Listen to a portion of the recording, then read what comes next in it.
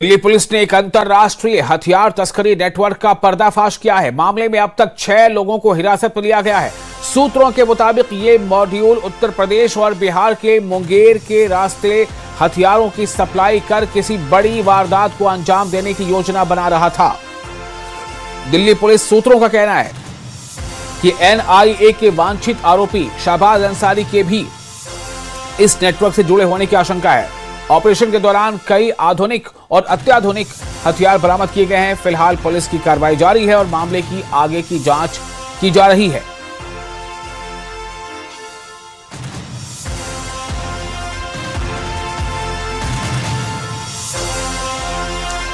तो दिल्ली पुलिस ने एक अंतरराष्ट्रीय हथियार तस्करी नेटवर्क का भंडाफोड़ किया है। जी हां, दिल्ली पुलिस ने अंतरराष्ट्रीय हथियार तस्करी नेटवर्क का पर्दाफाश किया है।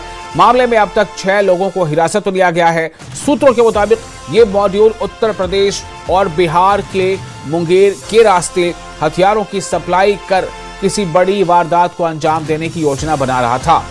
इस मॉड्यूल के बारे में जो बताया जा रहा है ये काफी अहम है, जो जानकारी सूत्रों के हवाले से मिल रही है। सूत्रों के मुताबिक ये मॉड्यूल उत्तर प्रदेश और बिहार के मुंगेर के रास्ते हथियारों की सप्लाई कर किसी बड़ी वारदात को अंजाम देने की योजना बना रहा था।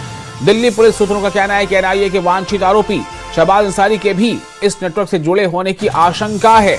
ऑपरेशन के दौरान कई आधुनिक और अत्याधुनिक हथियार बरामद किए गए हैं। फिलहाल पुलिस की कार्रवाई जारी है और मामले की जांच चल रही है।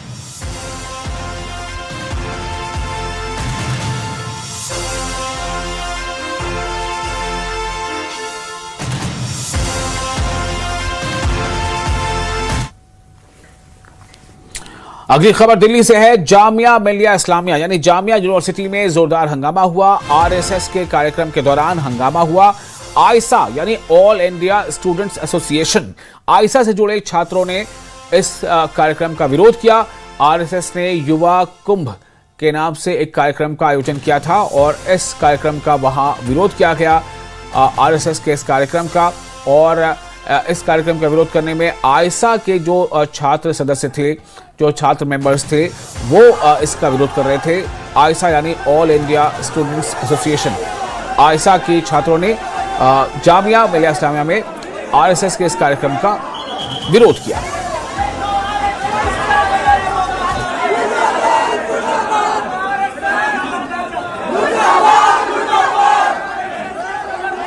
और ये 3 तस्वीरें आप देख रहे हैं इस वक्त स्क्रीन पर, अलग अलग 3 तस्वीरें। इन तीनों तस्वीरों में आप एक चीज देख पा रहे होंगे कि वहाँ जामिया मिलिया इस्लामिया में एक कार्यक्रम हो रहा था, जिस कार्यक्रम का यहाँ पर स्टूडेंट्स ने विरोध किया। और ये जो स्टूडेंट्स जो विरोध कर रहे थे वो ऑल इंडिया स्टूडेंट्स एसोसिएशन यानी आयसा के मेंबर्स थी। और आयसा के मेंबर्स ने आयसा के बैनर्स हाथों में लेकर वहाँ पर प्रोटेस्ट किया है। इसमें एसएफआई के मेंबर्स भी शामिल थे। एसएफआई यानी स्टूडेंट्स फेडरेशन ऑफ इंडिया, तो एसएफआई के सदस्य, छात्र सदस्य और आयसा के छात्र सदस्य इस विरोध में शामिल थे।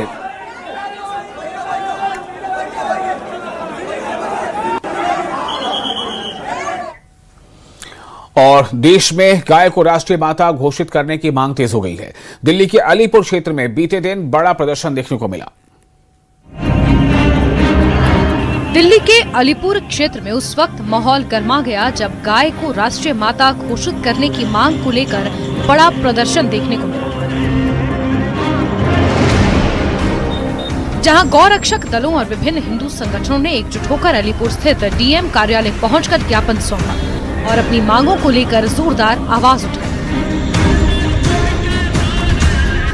नरेला के गौरक्षक दल और कई हिंदू संगठनों के कार्यकर्ता स्वामी श्रद्धानंद कॉलेज की पुरानी बिल्डिंग से पैदल मार्च करते हुए डीएम कार्यालय पहुंचे और कुछ कार्यकर्ता गौवंश को भी अपने साथ लेकर आए। इस मौके पर प्रदर्शनकारियों ने 11,000 से अधिक हस्ताक्षरों वाला ज्ञापन सौंपा और 2014 के चुनावी वादे को याद दिलाते हुए सरकार पर नाराजगी जताई। साथ ही चेतावनी दी कि मांग पूरी नहीं होने पर 2027 चुनावों में इसका असर जरूर दिखेगा। और राष्ट्रीय मानवाधिकार आयोग ने भीषण गर्मी और बढ़ती हीट वेव की घटनाओं को देखते हुए 21 राज्यों और दिल्ली को एडवाइजरी जारी कर कमजोर वर्गों की सुरक्षा के लिए अग्रिम कदम उठाने को कहा है। एनएचआरसी ने कहा है कि हीट वेव की बढ़ती आवृत्ति और तीव्रता का सबसे ज्यादा असर समाज के वंचित और कमजोर तबकों पर पड़ता है। बुजुर्ग, बच्चे, नवजात और शिशु अत्यधिक गर्मी से होने वाले स्वास्थ्य जोखिमों के प्रति अधिक संवेदनशील होते हैं। आयोग ने यह भी कहा कि हीट वेव के कारण आजीविका पर असर पड़ सकता है और आग लगने की घटनाओं का खतरा भी बढ़ सकता है। देश के कई राज्यों में पिछले कुछ दिनों से तापमान लगातार बढ़ रहा है। वहीं दिल्ली के कई इलाकों में पारा 40 डिग्री सेल्सियस के पार पहुंच चुका है।